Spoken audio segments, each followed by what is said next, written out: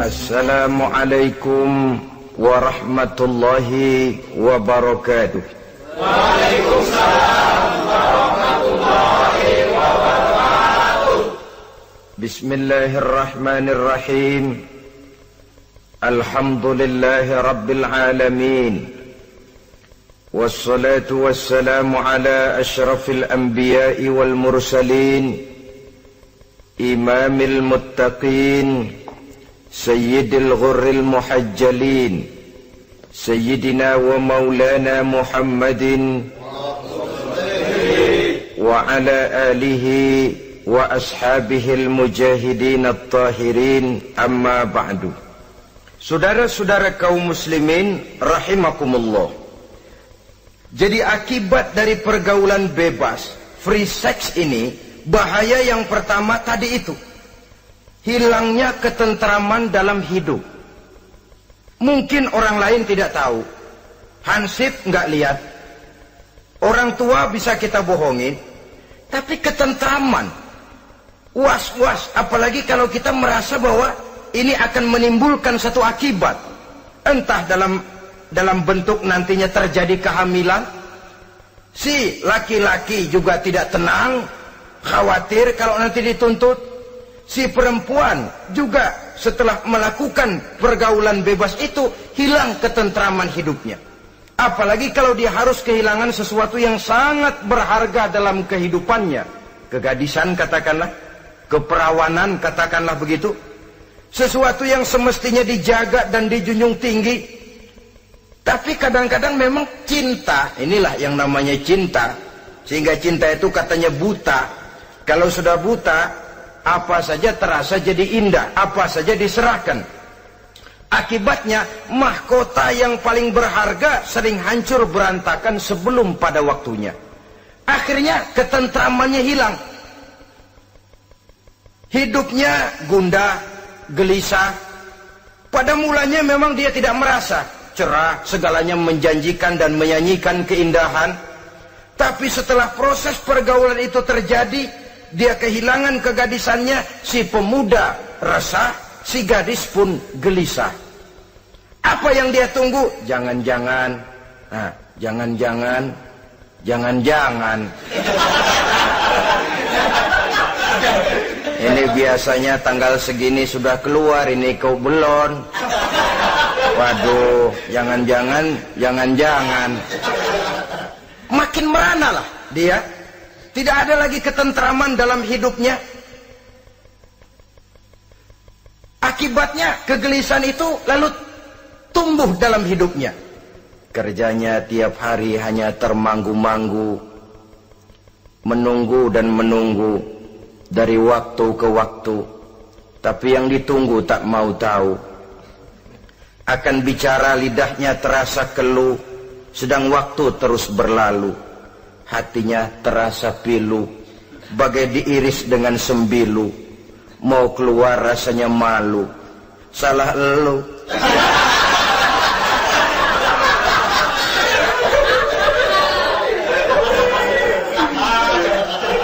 Iya toh, salah elu. Ngapa nggak sabar nunggu pengulu?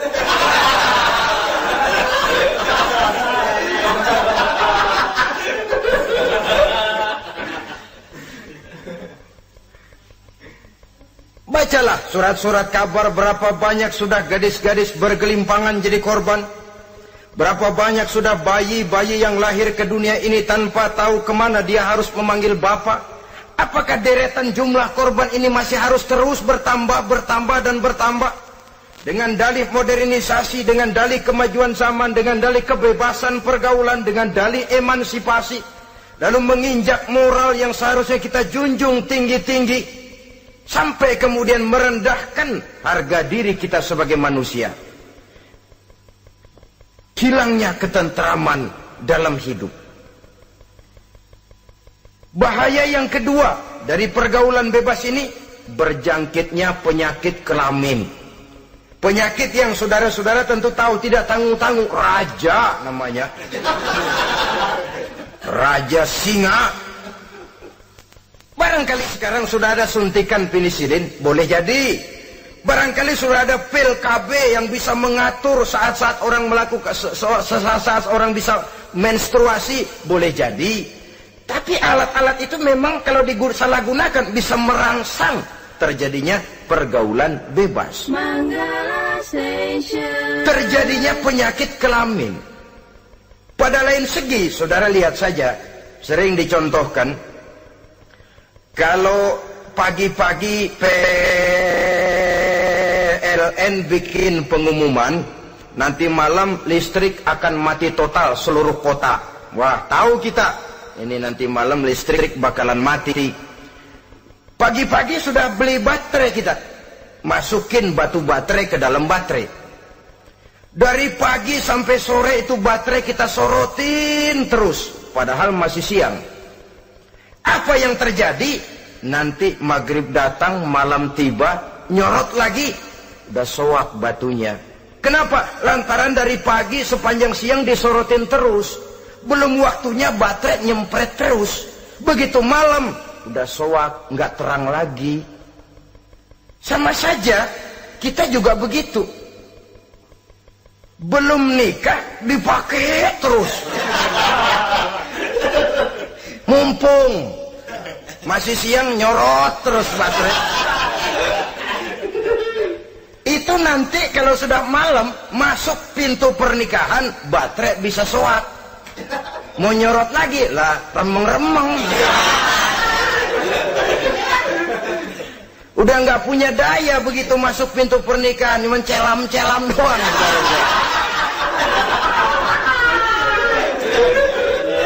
Kata orang-orang bisa assalamualaikum doang, nggak masuk, keluar lagi udah. Permisi doang. Saudara hadirin yang saya hormati, jadi itu juga termasuk satu jenis penyakit yang nantinya tentu akan merusak dan mengganggu keharmonisan hidup berumah tangga. Apalagi kalau sampai di tempat-tempat yang merupakan prostitusi umum, yang segala macam jenis bisa tumplek-blek di situ. Kita bisa bayangkan jenis penyakit-penyakit yang tumbuh di sana. Jadi dengan demikian saudara-saudara, yang kedua bahaya dari free sex ini bisa menimbulkan penyakit kelamin. Yang ketiga, mengganggu kelangsungan keturunan. Apalah dosanya anak-anak kita kalau mereka harus terlahir dengan membawa penyakit yang diwariskan oleh orang tuanya? Sudah kita ini bersalah, kesalahan itu terus diteruskan oleh anak kita juga. Alangkah kejamnya kelangsungan daripada keturunan.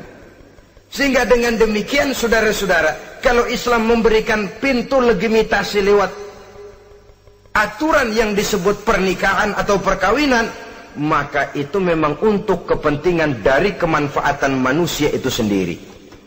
Penyakit yang keempat dari bahaya free sex ini, kita tahu bahwa seks memperturutkan nafsu seks itu sama dengan bayi.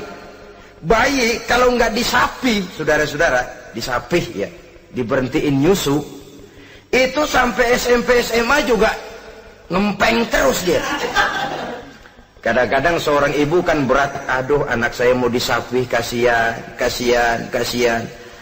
Terus jangan disapi, sampai SMA masih ngempeng dia.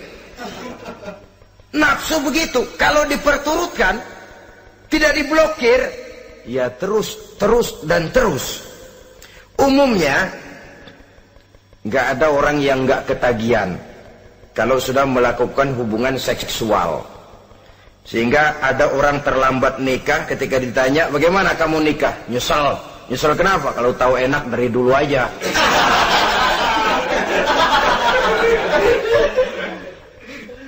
Nah, sekarang kecanduan terhadap hubungan seksual ini akan membawa dampak tadi.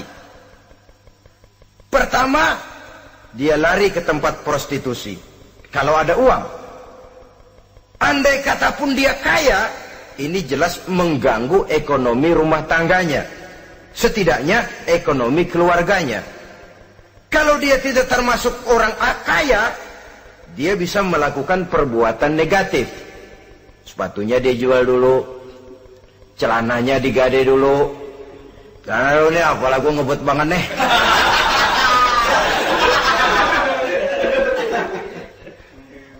Itu sudah mengarah kepada ekonomi. Belum lagi penyakit yang kelima, bahwa free sex ini bisa membawa kehancuran karier. Saudara lihat ya, walaupun tidak karena free sex sepenuhnya, tapi pengaruhnya. Konon Julius Caesar yang begitu gagah perkasa takluk dan bertekuk lutut di bawah kaki Cleopatra. Konon Napoleon Bonaparte, singa daratan Eropa, luas kekuasaannya, besar tentaranya, dia tunduk di bawah kaki Margaret Josephine. Bahkan konon Adolf Hitler yang begitu luar biasa cuma tunduk kepada Eva Braun. Baiklah, itu sejarah masa lalu. Yang sekarang yang kita alami, saudara, betapa seorang senator seperti Gary Hart, calon presiden unggulan di Amerika, brilian, jenius, cerdas, diunggulkan, masih muda. Betapa calon presiden ini harus mundur dan hancur karier politiknya cuma karena skandalnya dengan seorang hostess bernama Donna Rice. Ini di Amerika loh, di satu negara yang konon katanya menganut liberalisme, tapi begitu tingginya dijunjung nilai-nilai moral. Kalau dia terlibat begitu, bagaimana kalau dia jadi presiden nanti?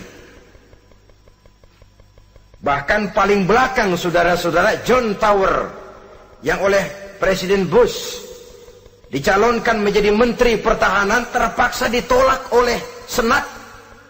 Oleh karena skandalnya, ya dengan minuman keras, ya dengan wanita. Saya katakan lagi, ini di negara yang kita katakan, kita tuding sebagai negara liberal. Di negara yang menganut mudah-mudinya pergaulan bebas, entah nilai moral dituntut sedemikian luhur, sehingga seorang bisa mengundurkan diri dari calon presiden karena terlibat skandal. Di Inggris pernah juga kejadian, di Italia pernah juga kejadian, seorang Perdana Menteri terlibat skandal dengan seorang pramugari pesawat udara, sampai kemudian dia dan seluruh kabinetnya membubarkan diri. Kehancuran karier. Karena bagaimanapun lemahnya wanita, perempuan sekalipun lemah, saudara-saudara, lelaki yang bagaimana gedenya juga dia telan. Itu namanya perempuan, saudara-saudara. Seseorang bisa bangkit ke panggung sejarah memegang peranan. Dari yang tidak pernah diperhitungkan bisa menjadi kekuatan yang diperhitungkan pun karena perempuan. Tapi seorang pun bisa ambles di telan perut sejarah juga karena perempuan. Kehancuran karier. Sebab pangkat yang tinggi, badan yang sehat bukan merupakan jaminan bahwa seseorang akan mampu menghadapi bujuk rayu dari seorang perempuan. Saudara-saudara kaum muslimin rahimakumullah. Oleh karena itu, mari sayangi diri, sayangi karier, sayangi ekonomi rumah tangga. Bertahun kita pergi pagi pulang sore peras keringat cari nafkah, menghidupi anak dan istri. Haruskah dia jadi hancur cuma oleh karena kecanduan kepada pelacur misalnya?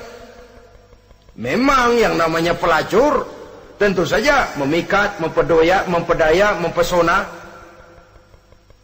Saudara-saudara kaum muslimin rahimakumullah. Karena apa? Karena yang dicari uang, mereka toh dagang.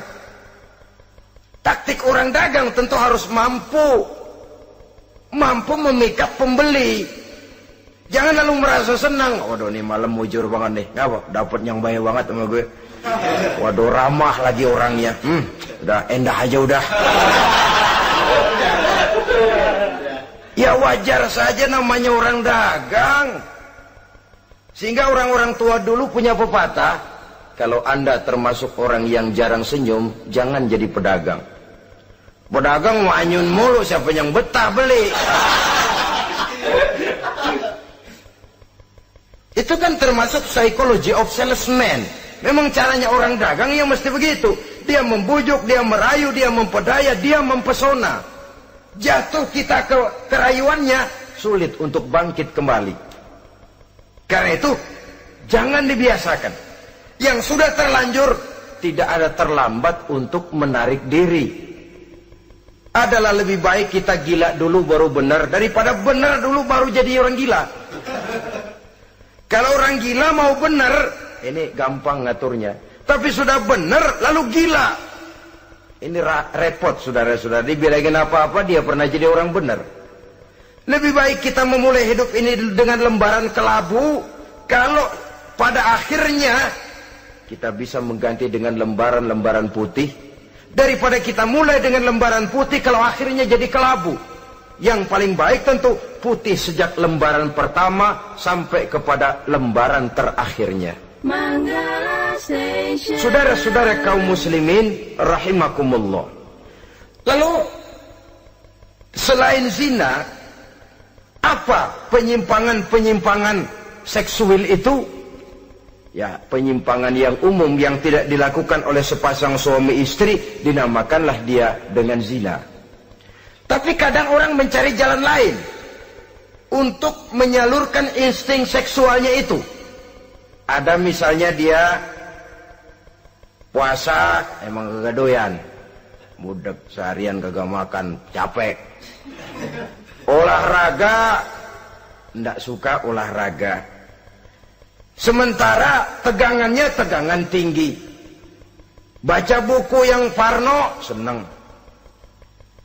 Kalau ngomong selalu yang nyerempet-nyerempet. Akibatnya apa? Dia puasa tidak, olahraga tidak. Dia bisa jatuh kepada yang disebut onani atau masturbasi. Ada ulama mengharamkan ini, ada yang memakruhkan saja. Tapi bagaimanapun itu merupakan satu perbuatan dosa. Sungguh pun oleh ilmu kedokteran tidak dipandang sebagai sesuatu yang membahayakan barangkali. Tapi pada umumnya lalu lahir rasa minder, rasa rendah diri. Dan masturbasi atau onani itu termasuk zina tangan. Ya walaupun dosanya tidak sebesar zina biasa. Sebab jangan lupa, mata bisa zina. Zina mata, ia memandang sesuatu yang haram. Tangan bisa zina. Zina tangan termasuk onani. Hidung bisa zina. Zina hidung, ya saudara lebih tahulah. Ini termasuk jenis penyimpangan.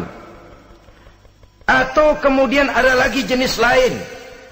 Seseorang yang menyalurkan insting seksualnya kepada makhluk sejenisnya. Laki-laki kepada laki-laki. Itu yang kita kenal dengan istilah homoseksual. Itu bukan barang baru itu. Di zaman Nabi Lut itu sudah terjadi dan mereka dikutuk oleh Allah Subhanahu wa taala. Homoseksual itu termasuk dosa besar. Sekarang ini orang malah menuntut dilindungi haknya. Sehingga kaum gay di Amerika itu pernah demonstrasi menuntut perlindungan hak. Bahkan mereka sudah tidak perlu sembunyi-sembunyi lagi, bahkan ada yang hidup berumah tangga. Ini ya terlepas dari penyakit kejiwaan yang memang harus disembuhkan dan perlu pengobatan khusus. Tapi homoseksual dilihat dari segi agama merupakan satu perbuatan yang berdosa dan dosanya besar. Atau perempuan dengan perempuan, itu yang kita kenal dengan istilah lesbian. Kadang-kadang karena patah hati ngelihat laki bawaannya udah gedek aja udah. Tadinya kebangatan digombalin, kebangatan percaya penuh. Habis tuh rayuan 17 lapangan keluar semua. Akhirnya dia berhadapan dengan kenyataan yang membuat dia kecewa. Broken, benci kepada laki-laki. Ada yang bersimpati sesama jenisnya. Terjadilah pergaulan intim sesama perempuan. Itu yang kita kenal dengan istilah lesbian. Dan itu pun merupakan penyimpangan yang juga berdosa pelakunya itu. Dua, ada penyimpangan lain yang disebut eksibisionisme. Apa itu? Seseorang memperoleh kepuasan seksual apabila dia memamerkan, ngunjuk-ngunjukin Ini termasuk penyakit kejiwaan, penyakit pameran. Memamerkan auratnya kepada orang lain. Di situ dia merasakan satu kepuasan. Jangankan memamerkan ya, dalam artian memperlihatkan. Melihat begitu saja sudah bukan perbuatan yang baik, apalagi sampai memamerkan. Kemudian juga termasuk penyimpangan ini apalagi? Apa yang dinamakan dengan masochisme. Apa dia? Seseorang yang baru mendapat kepuasan seksual melalui penderitaan, penyiksaan, atau dikenal juga dengan sadisme ini. Melakukan hubungan seksual melalui penyiksaan, penghinaan, penderitaan. Di sana dia merasakan ada kepuasan seksual. Ini merupakan penyimpangan yang berbahaya. Sudah hubungan seksualnya di luar pernikahan berbahaya dan berdosa besar, membuat orang lain menderita dan sakit, itu juga merupakan suatu perbuatan dosa. Kemudian yang kelima, apa yang disebut dengan pedofilia. Belakangan ini kita sering baca surat kabar atau majalah, ada orang tua berhubungan dengan anak kandungnya sendiri. Inna lillahi wa inna ilaihi raji'un. Ini udah bapak moyangnya dosa. Sudah zinanya dosa dilakukan kepada anak kandung sendiri. Bahkan pernah 2 orang anak kandungnya masih SMP digarap sekaligus oleh bapak kandungnya sendiri. La haula wala quwata illa billah. Sudah kayak apa hati orang tua? Anaknya sendiri, bapak moyangnya dosa. Penyimpangan seksual sampai hati seorang bapak bergaul dengan mempergauli. Bahkan kalau mempergauli barangkali mendingan memperkosa anaknya sendiri. Anak kandungnya yang dilahirkan oleh istrinya, itu yang digarapnya. Saudara-saudara kaum muslimin rahimakumullah.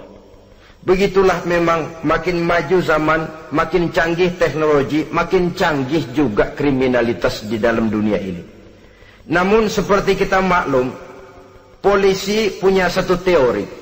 Kejahatan bisa terjadi karena 2 faktor yang dinamakan faktor N dan K. Niat dan kesempatan. Niat ada, kesempatan tidak ada, sulit untuk berbuat jahat. Kesempatan ada, niat tidak ada, tidak jadi orang berbuat jahat. Tapi di antara 2 faktor ini, yang paling utama sesungguhnya adalah faktor N. Faktor niat.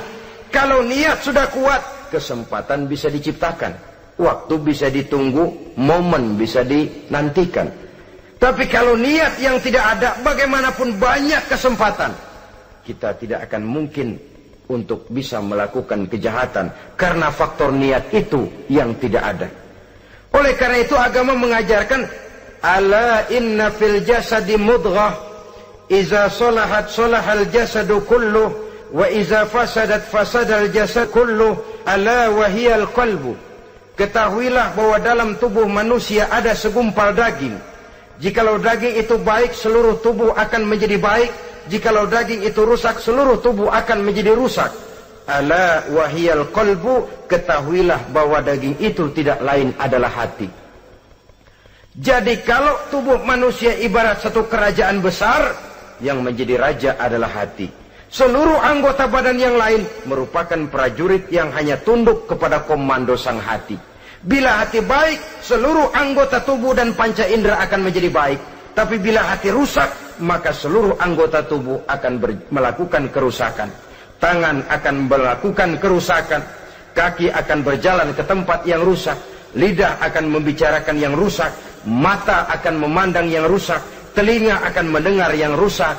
Dan selanjutnya karena hati memang sudah kotor. Maka bicara soal hati artinya bicara soal niat. Bicara soal niat kaitannya erat dengan faktor keimanan. Oleh karena itu di tengah kemajuan zaman kesempatan bisa diciptakan. Yang jadi kendali dan kendala utama daripada kita terjerumus melakukan kejahatan tidak lain adalah faktor iman adanya. Di kota-kota besar sekarang ini, apa yang tidak tersedia? sejak dari minuman keras sampai kepada perjudian, sampai kepada pelacuran, baik yang berterang-terangan maupun pelacuran-pelacuran yang terselubung dan terhormat, sejak dari kelas koran sampai kelas hotel bintang 5, sejak dari kelas di pinggir lapangan sampai kelas di motel-motel mewah dan mahal, sejak dari kelas murahan sampai kelas super VIP dan lain sebagainya. Ini seluruhnya merupakan fasilitas kehidupan yang kita harus pandai memilah dan memilih dan punya filter dalam kehidupan. Allah Subhanahu wa taala memberikan pilihan. Alam naj'al lahu 'ainaini wa lisanan wa syafatain wa hadainahu najdain. Bukankah kami ciptakan bagi manusia itu dua mata, satu lidah, dua bibir. Wa hadainahu najdain, dan kami berikan mereka petunjuk dengan dua jalan. Manusia ini jalan kanan, ini jalan kiri. Jalan kanan kau tempuh akan sampai ke surga, jalan kiri kau tempuh akan sampai ke neraka. Sementara jalan ke kanan memang menanjak, banyak onak dan duri. Sementara jalan ke kiri memang kelihatannya menurun, bertabur bunga di kanan kirinya, harum dan mewangi. Falak tahamal aqabah. Kenapa kamu tidak mau menempuh jalan yang menanjak? Ini kecenderungan manusia. Ngapain nanjak, capek. Ini aja yang turun nih nggak pakai bertenaga. Ngapain kawin, repot lah pakai nyari nafkah, pakai kerja, ntar punya anak ribet lah, sama juga. Mendingan kesono aja, 2000 bersih udah.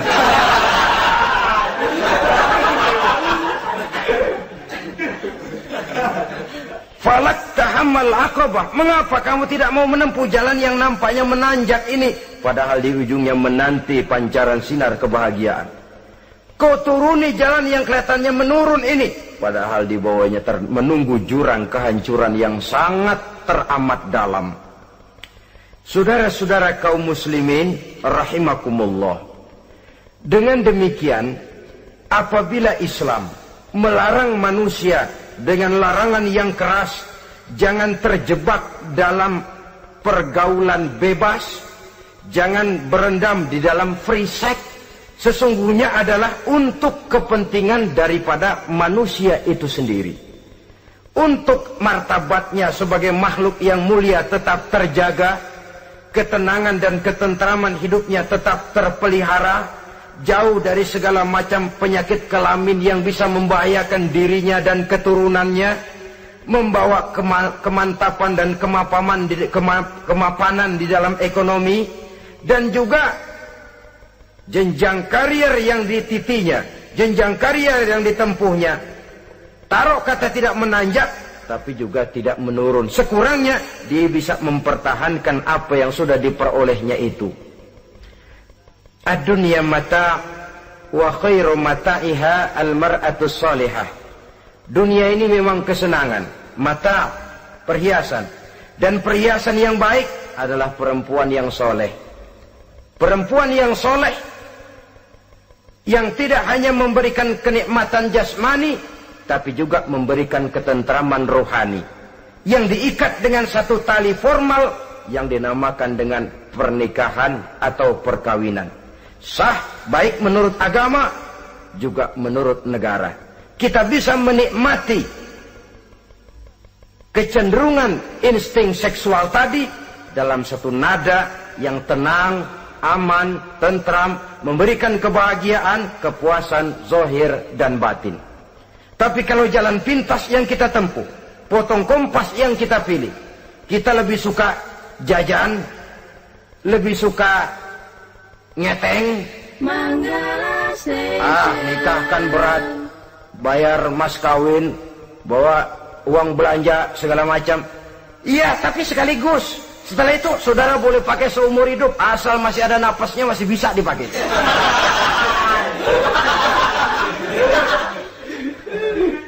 Tapi apabila potong kompas tadi, jajan yang kita tempuh, Kelihatannya memang ringan. 2.000. Ya, mendingan dikit 5-10 ribu. Atau kalau sudah kelas VIP bisa ratusan bahkan jutaan. Sekali, 2 kali, 3 kali. Kalau dihitung-hitung, bangkrut nggak karu-karuan gitu. Maka agama ini diturunkan untuk kepentingan manusia guna membawa kebahagiaan hidup sejak dari dunia sampai ke akhirat. Kepada adik-adik remaja, para pemuda, jika sudah mampu memberikan nafkah, laksanakanlah pernikahan atau perkawinan. Jika belum mampu, maka jauhilah hal-hal yang dapat menimbulkan rangsangan seksual. Boleh dengan jalan berpuasa, memperbanyak olahraga, menggiatkan studi klub, diskusi dan sebagainya, sehingga kita selamat dari arus pergaulan bebas yang akan merendahkan martabat kita sebagai manusia. Inilah yang kita bicarakan pada pertemuan kali ini. Terima kasih atas segala perhatian, mohon maaf atas segala kekurangan. Usikum wa nafsi bitaqwallah. Wassalamualaikum warahmatullahi wabarakatuh.